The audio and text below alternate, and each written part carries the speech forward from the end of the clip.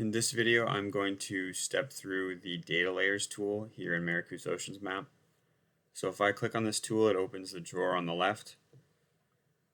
And this tool displays a list of all the available data layers that the user can display on the map. So you can see there's quite a few. So we organize them by parameter. So if I click this button, it shrinks everything, and the user can expand a specific parameter. So if the user is looking for wave predictions, they can expand that. And these are all the data layers that are either wave height, direction, or period. So if the user checks one of these layers, you can see it populates the data on the map for that specific layer. When the user highlights over a layer, you can see it outlines the bounding box for that specific layer.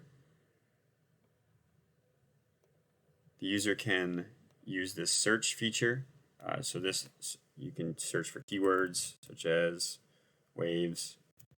You can search for an area, let's say Boston, or other specific search items, and it will filter that list for you. So the active filter will shrink the list and only show you what layers are active on the map. The map view filter, when activated, it will shrink this list to only show you data within the bounds of the current map view. So you can see if I move the map,